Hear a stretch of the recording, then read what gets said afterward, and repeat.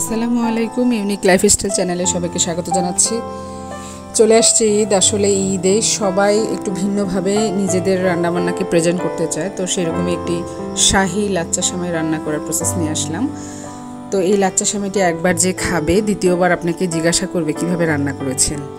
তো এত মজা, এবং এই সেমাইটি আমি বানার পরেই আমার বাবু এত পছন্দ করেছে। ছোট বাচ্চাদের, ছোট থেকে একদম বড় সবারই এই সেমাইটি কিন্তু অনেক পছন্দ হবে। তো চলুন কিভাবে এই সেমাইটি আমি রান্না করেছি, খুব সুন্দরভাবে প্রেজেন্ট করতে পারবেন এবং অনেকে এই সেমাই খেয়ে প্রশংসা করবে। তাহলে আসুন আমরা এই সেমাইটি কিভাবে রান্না করি সেই প্রসেসটি আপনাদেরকে দেখাচ্ছি। শুরুতে লাচ্চা সেমাই নিয়েছি। লাচ্চা সেমাইটি অবশ্যই একটু ভালো মানের নেওয়ার চেষ্টা করবেন। তো লাচ্চা সেমাই নিলাম আমি 2 চামচ ঘি আমি দিয়ে দিয়েছি।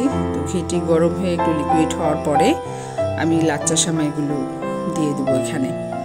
তো এইদিকে আমার হচ্ছে আবার পুডিংয়ের জন্য আমি আবার প্রসেস করছিলাম।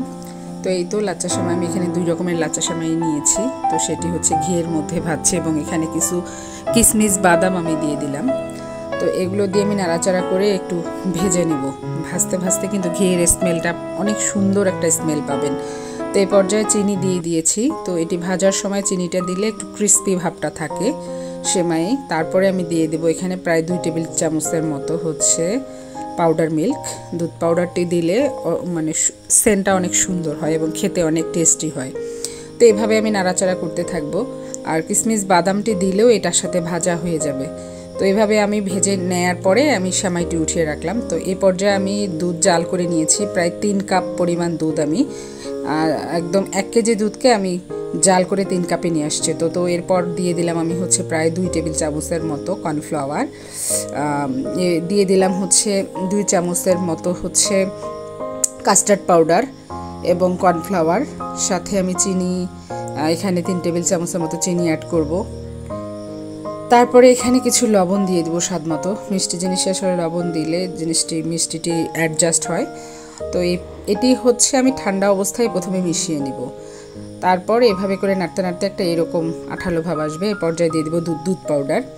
তো দুধ পাউডার 2 টেবিল চামচ পরিমাণ আমি এখানে আবার দিলাম। তো এইভাবে যখন একটা থকথকে ভাব চলে আসবে, শুকনা শুকনা ভাব চলে আসবে একটু, তখন এই পর্যায়ে এখন আমি ডেকোরেশনে চলে যাব। তো এই তো আমার হয়ে গেল। এখন আমি গার্নিশ করব। তো এখানে আমি যে ভেজে রেখেছি সেই লাচ্চা সেমাইগুলো ছড়িয়ে দিলাম। এটা হচ্ছে লেয়ার সিস্টেমে হবে, তো যার জন্য আমি এখানে কিছু কিশমিশ দিয়ে দিলাম। আর এখানে আমি পেস্তা বাদামগুলো ব্লেন্ডারে একটু ভেঙে নিয়েছি, দাঁতে পড়লে অনেক বেশি টেস্ট লাগবে।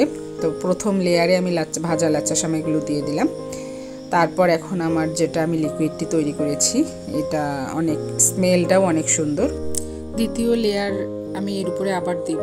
তো এই যে লিকুইডটি আমি হচ্ছে অ্যাটাচ করে দিচ্ছি। তো এই পর্যায়ে আবার আরেকটা লেয়ার যে বাকিটুকু ভাজা সেমাইগুলো ছিল সেগুলো দিয়ে দিলাম। তো এইভাবে করে পুরোটাই আমি কাভার করে দিব। তারপরে আমি কিছু কিশমিশ বাদাম আমি উপর দিয়ে ছিটিয়ে দিব। তারপর পেস্তা বাদাম কেটে রেখেছিলাম সেটা, এবং কিছুটা আমি গুঁড়ো করে নিয়েছি ব্লেন্ডারে। এভাবে পেস্তা বাদাম দিলে দেখতে সুন্দর লাগে, খেতেও ভালো লাগে। তো এইভাবে করে সেমাইটা বানানোর পরে দেখবেন দেখতে অসাধারণ লাগে, এবং এটি খাওয়ার পরে সবাই অনেক প্রশংসা করবে। ধন্যবাদ।